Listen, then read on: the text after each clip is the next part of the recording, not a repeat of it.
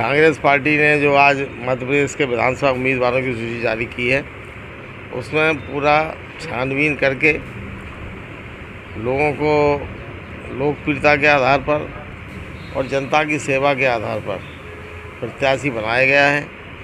शेष प्रत्याशी 96 बचे हैं, उनकी सूची भी 20 तारीख के पहले घोषित हो जाएगी।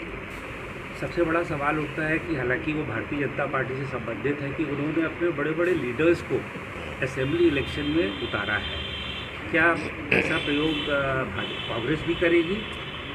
कांग्रेस इस प्रकार का प्रयोग नहीं करेगी। हमें अपने कार्यकर्ताओं में विश्वास है, उनकी लोकप्रियता पर विश्वास है।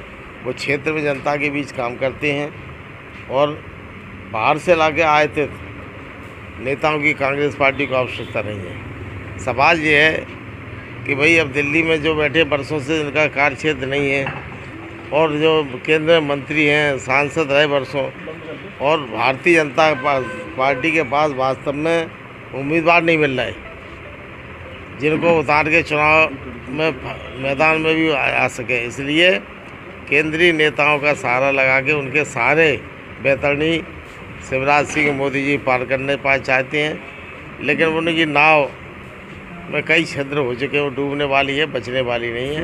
वो डूब के ही रहेगी, किसी को भी उतार ले। सूची जारी होने के बाद कुछ असंतुष्ट नेताओं ने नाराजगी जाहिर की है, जैसे ग्वालियर से कंसाना ने भी इस्तीफे की बात कही है। सवाल इसका है, प्रजातंत्र है, जिनको जाना है वो पार्टी से जा सकते हैं।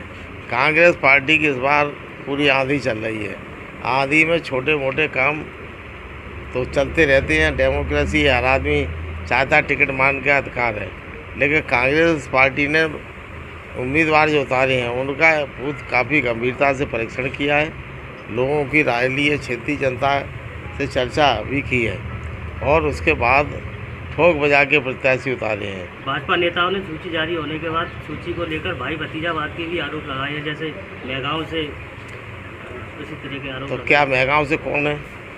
अब मान ले हमारे किसी के परिवार में रिश्तेदारी है, वो राजनीति में काम करता है न, तो उसको लिए स्वतंत्र है, उसकी योग्यता के, क्षमता के, लोकप्रियता के आधार पर टिकट बनाया है। इसमें क्या है?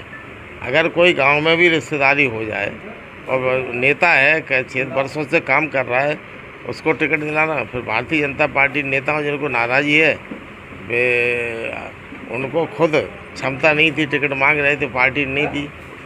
और मेरा तो उसमें ये है कि जो योग्यता के आधार पर जिला पंचायत सदस्य रहा, उसकी पत्नी रही। कब तक सूची जारी? 20 के पहले। क्या कारण है कि भारतीय जनता प्रत्याशी नहीं उतार पा रही है? तो क्या तैयारी कांग्रेस की? भारतीय जनता हमारे यहाँ कोई आगे पीछे नहीं है, सब समान है, भाईचारे की तरह बातचीत करते हैं, मिलकर सहयोग करके हुए काम करते हैं। और हमें उम्मीद है इस बार भारतीय जनता पार्टी का सफाया होगा। मध्य प्रदेश की जनता चुनाव लड़ने को तैयार है। कांग्रेस पार्टी के साथ आम जनता साथ दे रही है। वो ज़्यादा सक्रिय होकर भाजपा का सफाया करना चाहती है।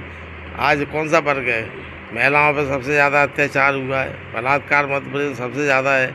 1,40,000 महिलाएँ गायब कर दी। शिवराज सिंह ने कुछ कर नहीं पाए।